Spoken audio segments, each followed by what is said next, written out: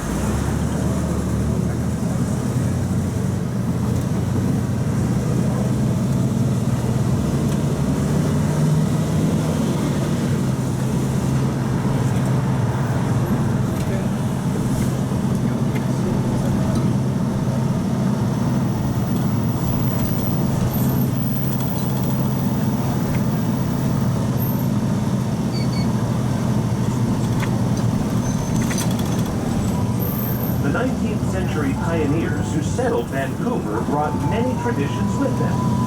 One tradition that lives on today is brewing beer in small batches by hand. We grow all the ingredients locally: coffee, barley, honey, yeast, even cherry, raspberries, and other fruits. Add to that clear water from the Rocky Mountains, and you've got a tasty microbrew. The Yaletown Brewery has been making craft beer since the 1990s. It's one of 50 local breweries that create 200 times a day. If you'd like to sample their wares, let's go to Franklin offers a fun and informative craft beer sound tour. That way, you can do the drinking and let us worry about the driving. Ask your driver for more details.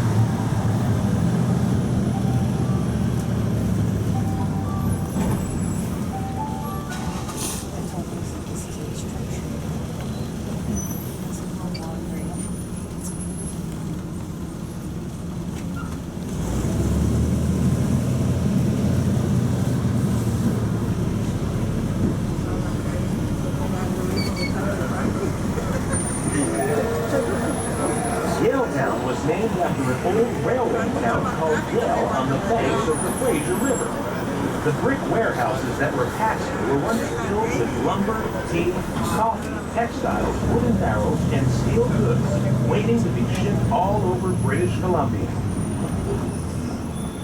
Now, families live in the old warehouses. The rail yards are long gone, replaced by schools, parks, shops, restaurants, and apartment complexes. In spite of this rapid new growth, we still honor Yaletown. As heritage sites for future generations to enjoy.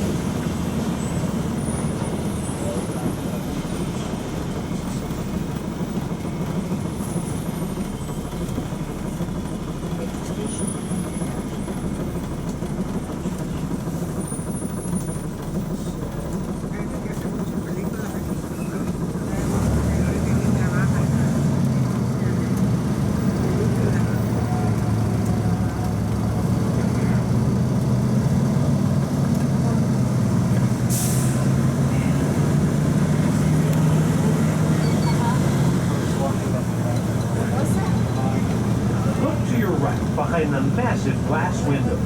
The Roundhouse Community Arts and Recreation Center is now the home of Canadian Pacific Railway Engine 374, which pulled the first transcontinental railway train to Vancouver in 1887.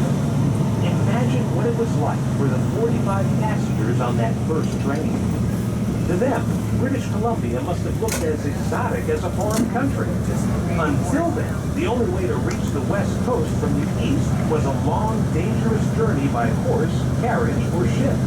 Engine 374 symbolized a national dream, a steel rail line that united Canada from sea to sea.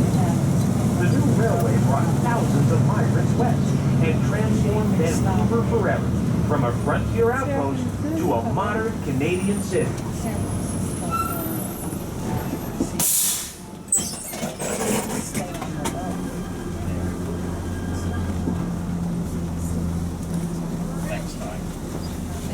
Have a great day. Just watch your stuff when you get off the bus. This stop, Yaletown.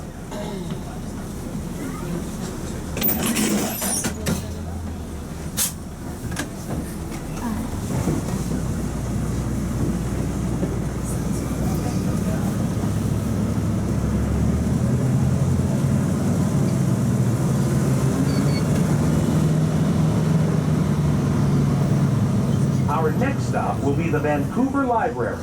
It's an impressive building with grand curved walls that suggest the Colosseum in Rome.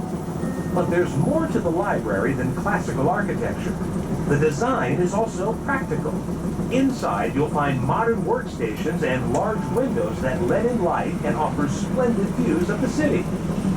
Open space surrounds the building, and it has big steps that invite people to sit and talk. It's a real gathering place for everyone in Vancouver. The public library reflects Colonial architecture, an eclectic mix of old and new. We love unique buildings, but great architecture goes beyond brick, stone, and glass. The design has to be livable, functional inside and out, and it should harmonize with the city around it.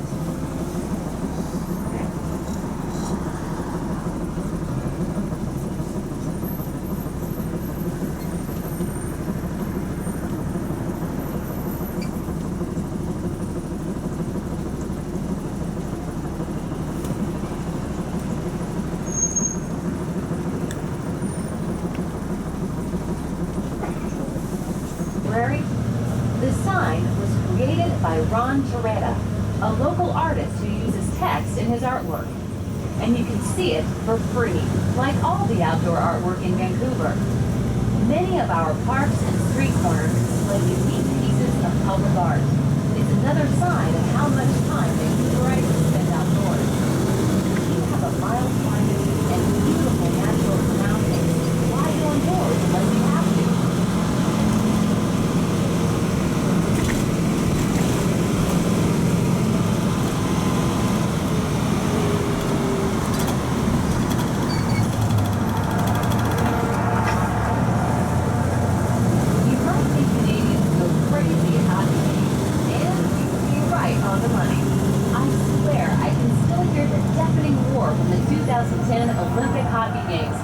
Here in Vancouver.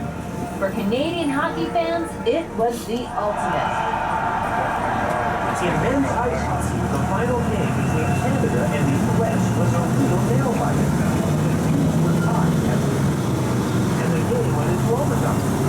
The tension was incredible, shot after shot on the net.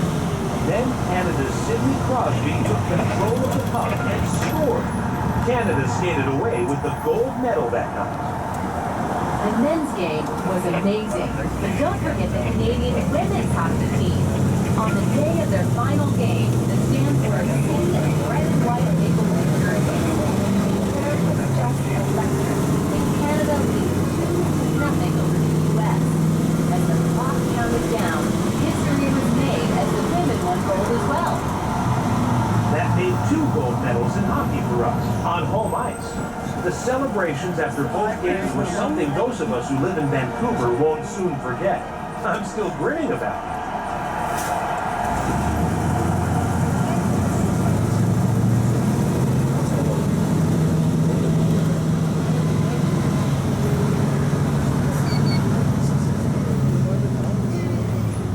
stop, the Vancouver Public Library. From here, sports fans can easily walk behind the library to BC Place, the Sports Hall of Fame, and 4 statues of national